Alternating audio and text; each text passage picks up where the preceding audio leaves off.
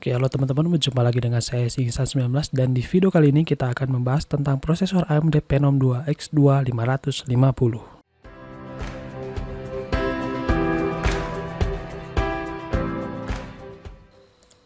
Jadi di sini saya udah coba langsung sih si AMD Phenom 2 X2 550 ini dengan motherboard AM3, RAM 2GB x 4 yaitu 8GB. Terus saya pakai VGA AMD Radeon HD 6570. Di sini saya menggunakan Windows 7 karena sebelumnya saya pakai Windows 10 itu kerasa benar-benar berat banget. Dan ini sebagai contoh saya udah ada CPU Z-nya pakai AMD Phenom 2 X2 550 yang akan kita bahas spesifikasinya dari AMD Phenom ini, kemudian VGA apa sih yang cocok buat si AMD Phenom ini.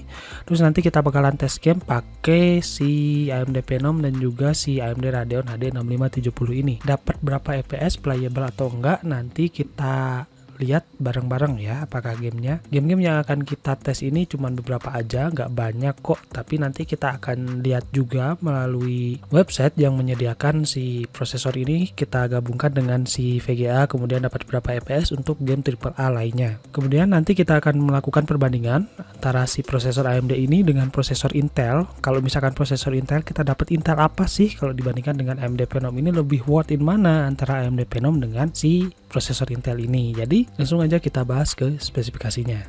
Jadi si AMD Phenom ini punya codename itu Callisto ya. Si AMD Phenom 2 X2 ini punya codename-nya Callisto. Sedangkan di sini dari segi fisikalnya ini menggunakan soket AM3, walaupun bisa digunakan di AM2 Plus ya. AM2, AM2 Plus dan AM3 ini buat yang DDR2 maupun DDR3. Nah, ini menggunakan teknologi 45 nanometer.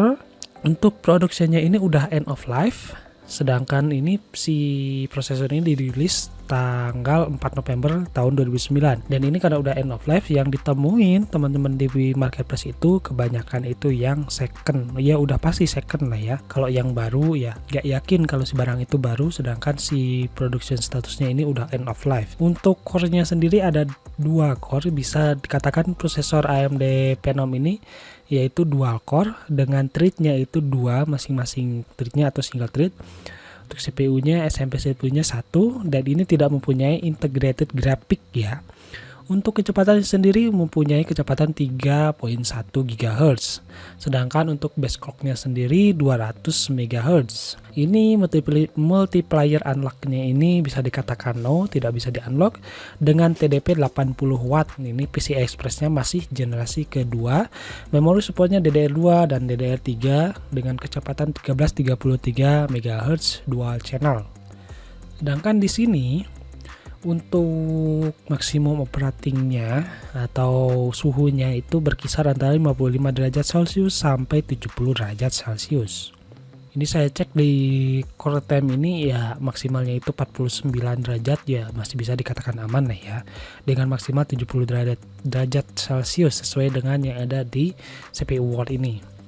Sedangkan untuk TDP-nya sendiri, soket AM2 Plus dan juga AM3 memiliki perbedaan TDP yaitu dengan AM2 ya. Untuk AM2 ini memiliki TDP 94 Watt. Sedangkan untuk TDP-nya AM2 Plus dan AM3 itu 80 Watt, lebih rendah daripada yang AM2. AM2 ini yang pakai memori DDR2 ya. Oke, kemudian kita masuk perbandingan dari AMD dan juga Intel. Kalau misalkan dari AMD Phenom 2 X2 550 ini dibandingkan dengan Intel, dapat Intel apa sih? Dan ternyata setelah saya cek, masing-masing prosesor Intel ini yang paling mendekati itu E8500, Core 2 Duo E8500 dibandingkan dengan AMD Phenom 2 X2 550, sedikit lebih unggul si AMD Phenom. Sedangkan kalau kita masuk ke E8600 itu sedikit lebih unggul E8600 ya. Jadi ya ini keunggulannya nggak berbeda jauh antara E8500 dengan E8600. Ini perbandingan ini saya muat berdasarkan web cpuuserbenchmark.com. Jadi saya mengambil data perbandingannya itu dari sini ya. Nah, di sini untuk effective speed-nya ini lebih tinggi AMD Phenom dengan terpaut 9% ya, dibandingkan dengan Core 2 Duo E8500 dengan skornya 41 berbanding 45 ya, 45%. Ini 41.9, 45.8 perbandingannya yaitu 9%.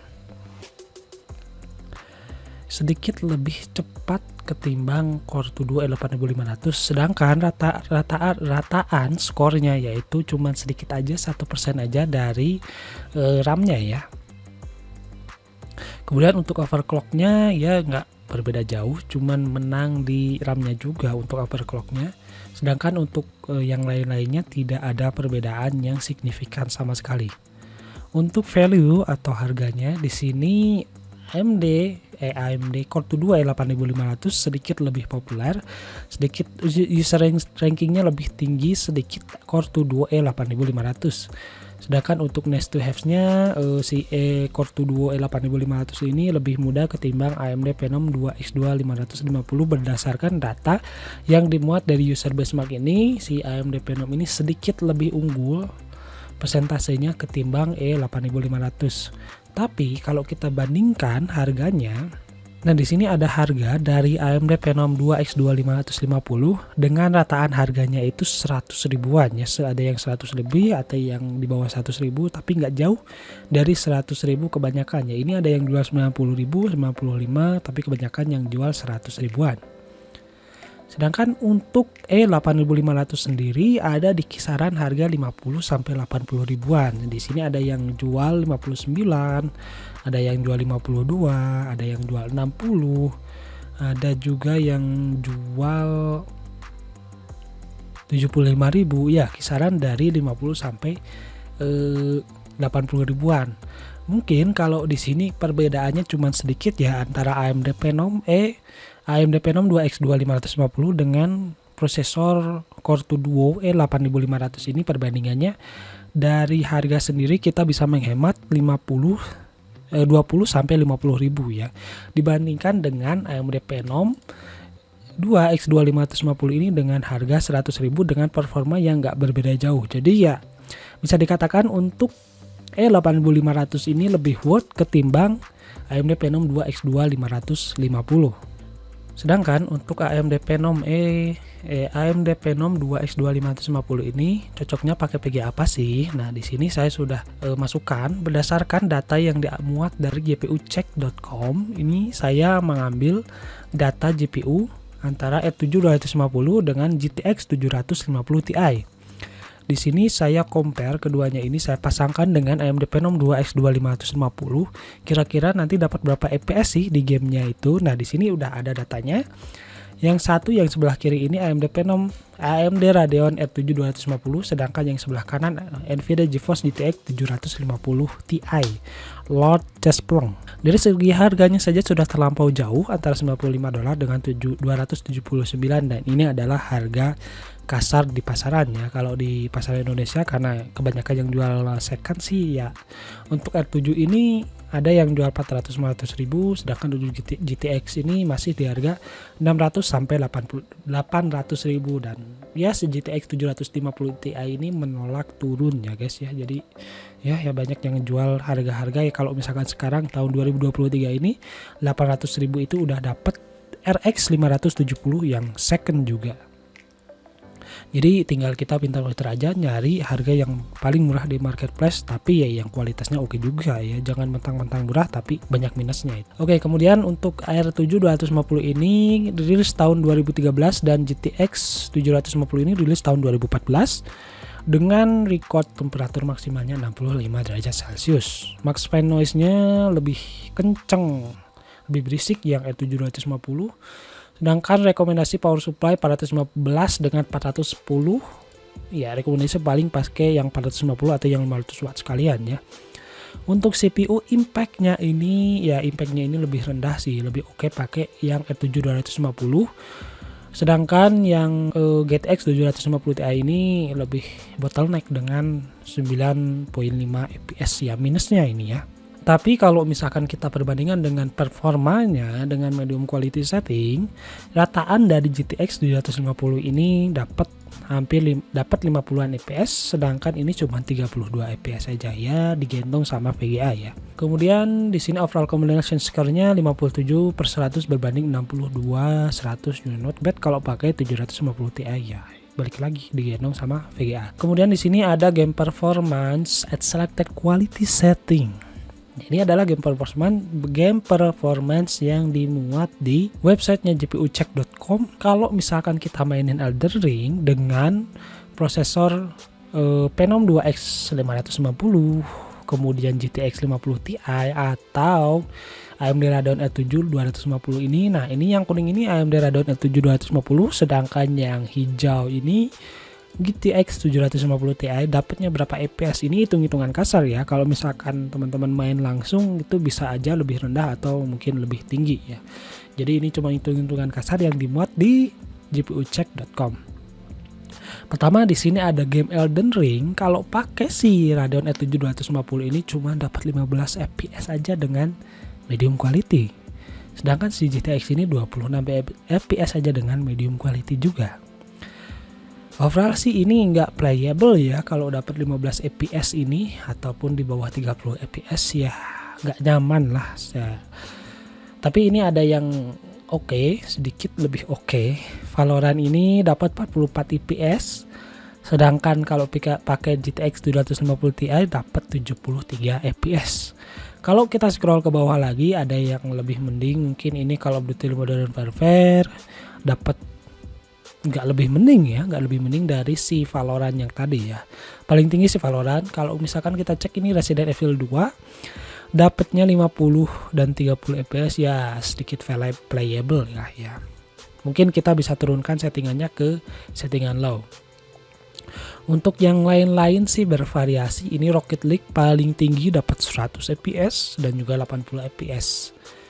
Dan juga Grid 2 League of Legends ini ya tinggi, dan juga CSGO ini dapat 60 fps dan 100 fps. League of Legends dapat 100 fps dan 165 fps. Jadi tergantung game yang akan kita mainkan.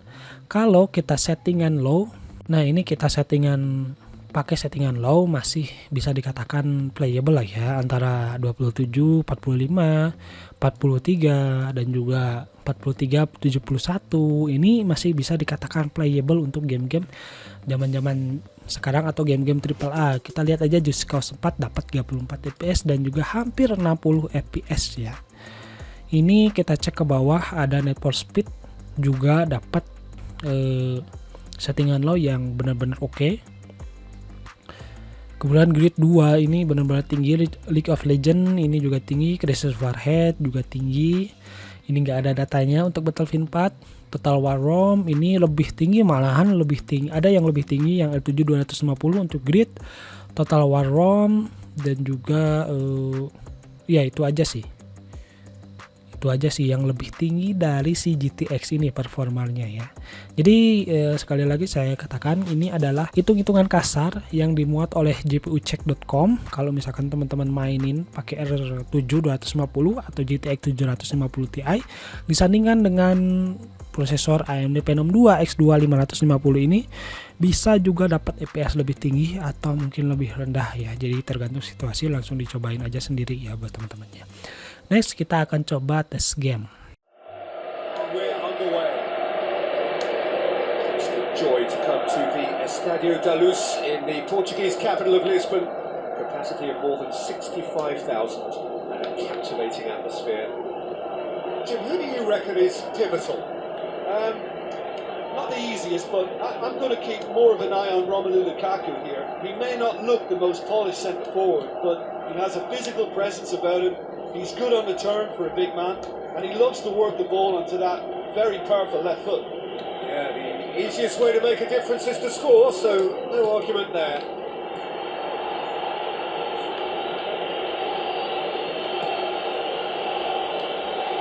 Lovely close control.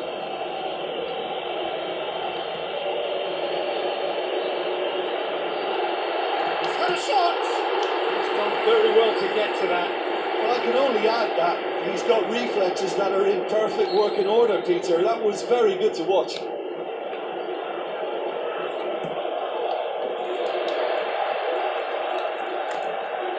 And a goal kick.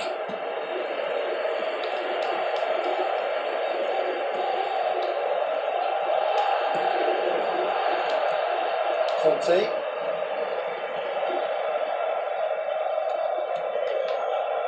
Vardy, Thiago Silva, great challenge.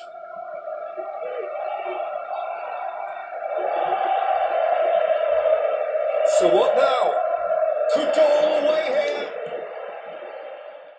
So when it does come, it shouldn't affect the dynamics of a match which has so much riding on it. Is a venue this which simply adds to the spectacle of the game in stages. One of the most impressive arenas in this part of the world. Just joining us, we are already underway. Good read, needed to be. Ball is over the line.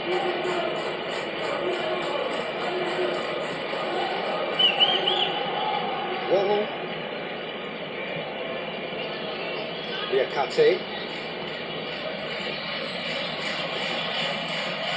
Aurier chasing after it. Simicas. He's running strong and purposeful. Gets on, great hit! He's got away with one there. Certainly made himself a big nuisance in applying the pressure to force the error. Robertson.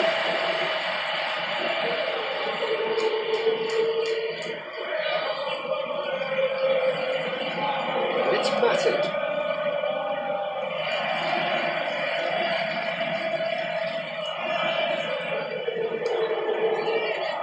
Oh, it's a key interception.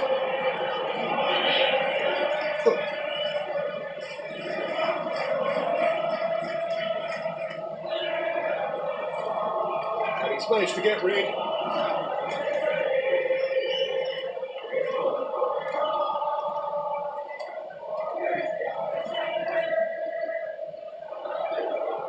Lovell. Well, Peter, look how far up the fullbacks are getting now. This is really high. And constantly after the ball, aren't they? Yeah, I think they're weighing up their options to see how long they can sustain this and suppress those wide opposition players. Renan Lodi.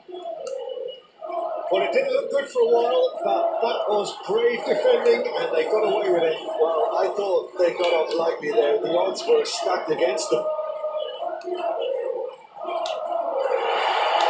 Cross missed everyone is an absolute mystery to me. It warranted a finishing touch. He's in, surely! Can he finish? Big relief, it just needed better contact. Well, I think a little eagerness just got the better of him. Oke, jadi sekarang kita masuk ke kesimpulannya. Jadi untuk menurut saya AMD Phenom 2X2 550 ini masih oke lah ya kalau buat pekerjaan-pekerjaan ringan, game-game ringan dan juga ya browsing-browsingan gitu aja lah. Tapi kalau untuk game-game zaman sekarang, apalagi pekerjaan-pekerjaan berat itu sangat tidak direkomendasikan. Apalagi ketika kemarin saya pakai Windows 10 itu kerasa bener beratnya ketimbang pakai Windows 7 ini ya. Windows 7 ini lebih smooth, lebih enak menurut saya pribadi, lebih enak pakainya ketimbang pakai Windows 10. Apa-apa serba berat yang nggak tahu dari apanya, mungkin ya berpengaruh juga sih ya. Nah, untuk mending mana sih, mending Intel atau mending AMD Phenom? Kita tadi udah lihat harga dari Intel itu lebih murah ketimbang si AMD Phenom 2X2 550 ini. Tapi kalau kita udah punya motherboard AM3 Plus, ya mending pakai AMD aja ketimbang kita jual AM3 Plus terus kita beli si motherboard LGA 775 terus kita pasangin quad core atau mungkin 8500 atau prosesor Intel gitu kan ya. Cuman ya mentoknya di quad core itu. Tapi kalau AMD Phenom ini kita punya AM3 Plus, kita pasangkan AMD Athlon atau mungkin Phenom atau bahkan FX, itu semua muat semua, nggak perlu ganti motherboard lagi. Yang dibedain di AMD itu ya paling perbedaan FM1 FM2 gitu, itu udah beda motherboard. Cuman kalau misalkan kita mau soket AM2 AM3 AM2 plus AM3 AM3 plus gitu ya, lebih enak pakai si AMD Phenom ini. AMD Phenom bisa di-upgrade ke AMD FX. AMD FX ini berdasarkan dari sumber yang saya cek itu ya di CPU Benchmark itu perbedaannya nggak begitu jauh dengan prosesor Core i5 generasi ke-4. kalau kita pakai Elgato 775 mau upgrade ke prosesor Core i5 generasi keempat itu 477 ya, generasi keempat itu ya harus ganti motherboard lagi. Sedangkan setelah saya cek di marketplace itu untuk prosesor FX itu ya under 500 ribuan lah, berarti udah benar-benar terjangkau. Semakin tinggi si prosesornya si AMD ini ya semakin terjangkau gitu, karena banyak juga yang jual dengan harga-harga standar di bawah 500 ribuan gitu. Jadi teman-teman kalau misalkan si AMD Phenom ini dipakai buat ngegame ya bener-bener geden sih. Terlebih lagi ini masih dual core, terus single thread juga, nggak bisa di overclock juga, nggak bisa di unlock tadi berdasarkan dari data di Tech Power Up. Jadi saya rekomendasikan kalau misalkan mau rakit AMD mending langsung upgrade langsung ke FX ya, atau mungkin pakai AM4 lah. Cuman kita kalau misalkan menghemat budget ya masih worth it sih AMD Phenom 2 X2 550 ini. Apalagi cuman buat kerja-kerja kantoran biasa, buat ngetik-ngetik juga masih oke lah ya. Terlebih lagi dayanya ini ya 80 watt, TDP-nya ya nggak terlalu besar ya ketimbang AMD Phenom X4 gitu, karena AMD Phenom X4 itu sampai 125 watt. Oke teman-teman, itulah review mengenai prosesor AMD Phenom 2 X2 550 ini. Kalau ada masukan silahkan berikan masukan di kolom komentar. Kalau ada saran apapun dan ya kritikan apapun kasih aja di kolom komentar. Kalau kalian suka sama video ini silahkan klik like. Kalau misalkan nggak mau ketinggalan video-video saya yang selanjutnya jangan lupa klik subscribe. Sekali lagi saya ucapkan terima kasih banyak sudah menonton video ini.